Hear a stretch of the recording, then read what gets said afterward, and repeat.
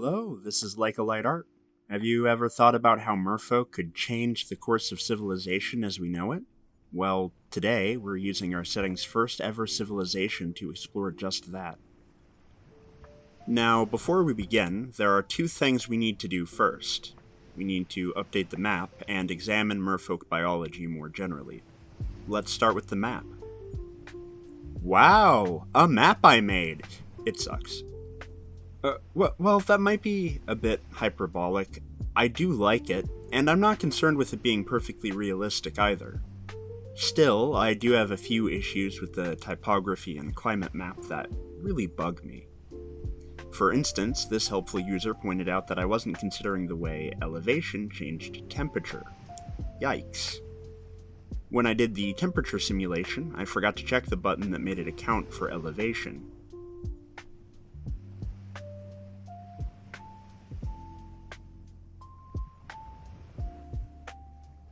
Much better. Part of me wonders if I went far enough with the temperature drops, but this will definitely do for now. After that, I wanted to make a continental map for the continent we'll actually be working with today.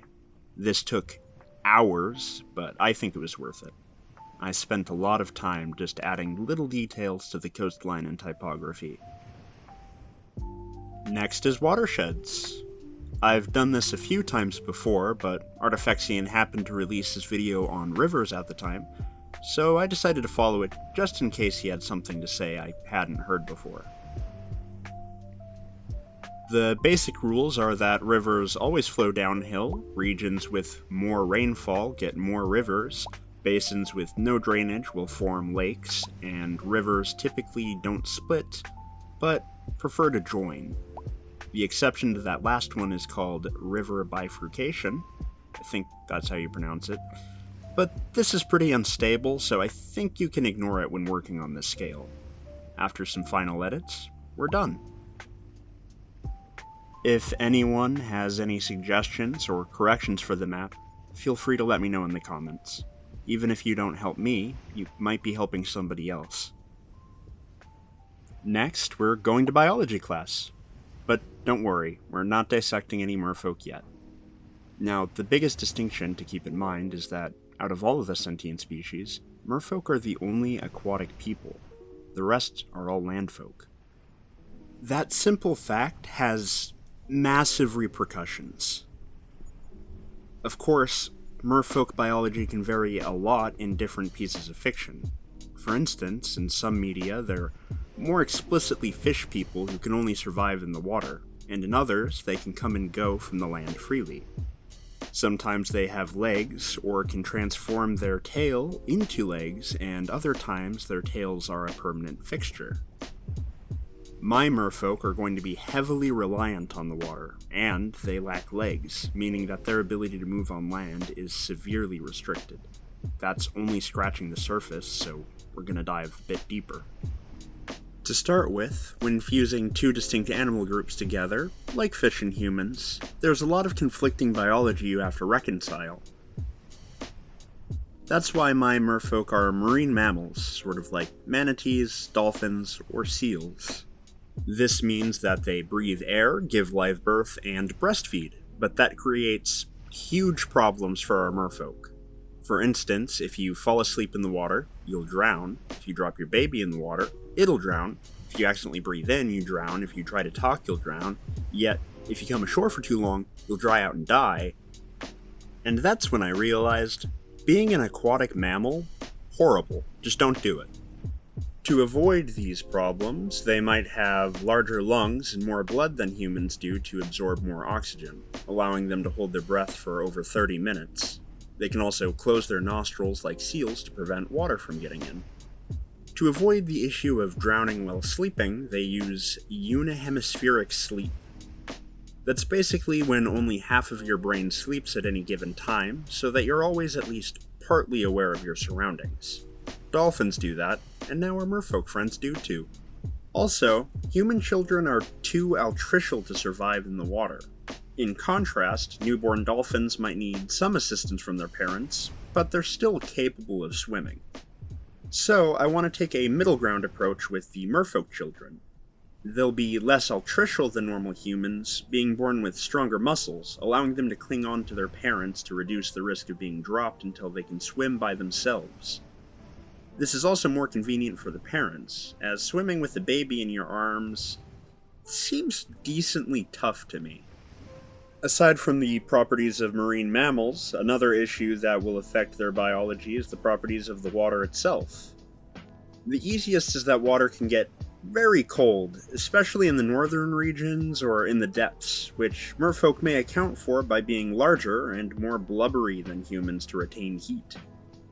The next issue is that of communication. You see, sound does not transfer between mediums very well, and people speak by pushing air from their lungs. That's why you can't speak very well underwater, as the sound gets distorted when it transfers from air to water and back again.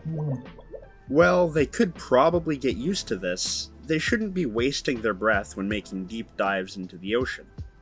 For this reason, I considered giving them whale songs or echolocation similar to dolphins or whales, but those animals can only do those things due to special organs that help them transfer and amplify the sounds into the water. They can also make these sounds internally, so they don't need to exhale to make them.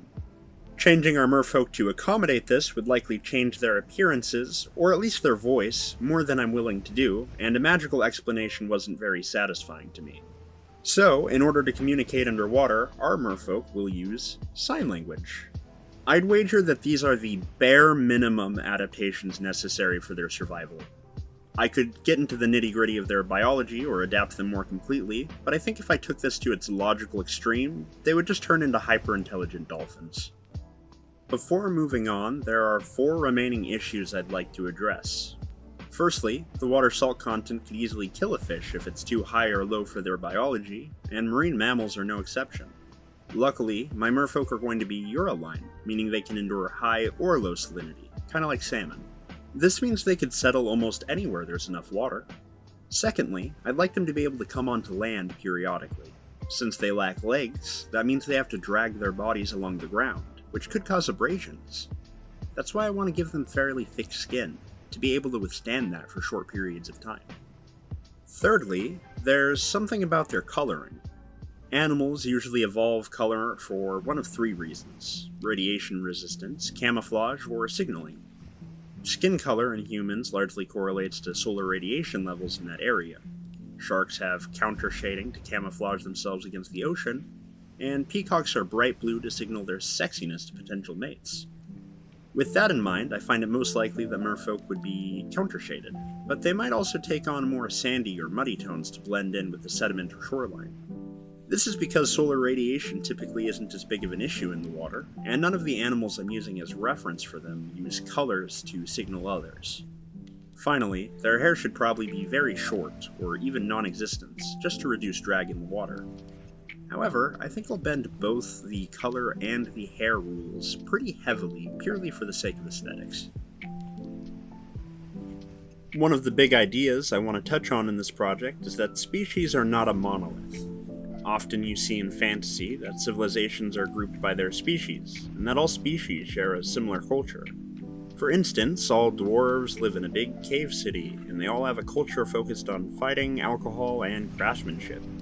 This is a logical extreme of the Planet of Hats trope, when a given group of a given location are all practically identical. That being said, just because I want to avoid that doesn't mean that there aren't certain traits and constraints that are likely to be common between merfolk cultures due to their biology. One of their biggest issues is that their body shape isn't hydrodynamically optimal. While better swimmers than humans, they're still slower than many fish. This means that they would be vulnerable in the open ocean, where one must rely on speed to escape predators or catch prey. On the other hand, almost everything about their biology discourages being on land. However, they could survive for several hours before drying out. Both of these facts mean that the ideal environment for these merfolk are areas near the coast, where shallow waters and complex ocean beds make intelligence and maneuverability more important than speed, and they can access the resources from the shore easily. It also allows them to trade resources with landfolk. Then, in order to sustain civilization in the first place, you need an adequate amount of food. To have a lot of food, you need nutrient-rich waters that can sustain large-scale fishing and kelp farming. Areas with estuaries or a lot of upwelling can provide that. However, as their population grows, they might have to contend with their own waste. Algal blooms occur when significant amounts of nutrients accumulate in the water, and sewage can cause that. These introduce poison into the water, and algae mats can block out the sun from reaching the algae at the bottom, killing them. If they get out of control, they can very easily be ecological disasters. Unfortunately for merfolk, early cultures wouldn't have a good way of dealing with this. As a result, larger populations might rely on careful farming and detritivores like sea pigs or crabs to keep their environment clean. They might also prefer areas with good water flow, where waste will naturally be diluted and carried away. This means that they'll probably avoid small lakes and streams. The next thing to consider is that water will stunt the merfolk technologically. In the water, you can't forge metal because you can't start fires, and many materials rapidly decay. Materials like untreated wood, organic fibers, leathers, and iron will all just fall apart in water. In theory, any one of these issues can be solved with the magic system, and in some cultures they may just do that. However, as magic is a difficult skill to learn and a rare talent to have, it isn't completely reliable. As a result, most of their tools and clothing may only be used when they come ashore. Until more advanced materials or waterproofing are invented, most will be stuck with stones, bones, and shells for all of their clothing and tools. It might even affect their art, as traditional painting methods might not mesh well underwater, so they might prefer sculpture. Finally, coming back to their interactions with landfolk, the fact that they live in the water provides a unique tension. That being, landfolk will need access to the water to survive. Any freshwater merfolk will be regularly visited by people looking for a drink, and merfolk will often be bothered for fish. That might seem like a pretty big card to hold in favor of merfolk, but merfolk also have a unique vulnerability because of this. Remember that rivers always flow downstream, meaning that if you put something in the water, you'll affect every single thing downstream of that. That means that land species don't need to conquer all the merfolk in an area to clear them out.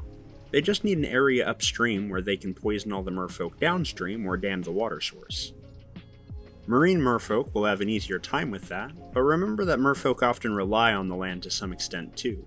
Yet, merfolk are mostly helpless on land, maybe even more so than landfolk are helpless in the water. That being said, there's a lot of pressure for merfolk to cooperate. And all of that finally brings us to the main feature we've been building towards, the merfolk on Medius. The video has been going on for a while, so we'll only cover the basics at this time. Since the main goal is a more modern society, we don't need to spend much time on these early societies anyways. That aside, first we need to talk about peopling. Humans in real life evolved in Africa first, and then migrated to the rest of the world in a process called peopling. This setting is canonically creationist, meaning that a higher being placed different species on each continent. As such, we'll just say that merfolk started out on the northeastern landmass for whatever reason. From there, they spread to any accessible coastlines, streams, and lakes. Then, while crossing open ocean is a formidable task, a few communities could successfully make the trek over a few thousand years. So, eventually, every landmass in the world will have merfolk living in the surrounding bodies of water. The merfolk will have peopled, or merfolked, I guess, all over the place, like little freaks. So, merfolk eventually arrived on the northeastern coastline of Medius. In this tropical environment, there are a lot of estuaries, and the wind will cause a small amount of upwelling all year round. Therefore, the waters here will be extremely fertile and stable, likely home to coral reefs and kelp forests. It should even be capable of supporting a decent population size. Along one beach, food might be plentiful enough to discourage movement and create a more sedentary lifestyle, similar to the Pacific Northwest Native Americans, who are often sedentary as they could survive off the rivers they lived by almost exclusively. Given a little time and luck, they might eventually develop basic agricultural skills to accommodate a growing population, cultivating algae, oysters, fish, and maybe even coastal fruits.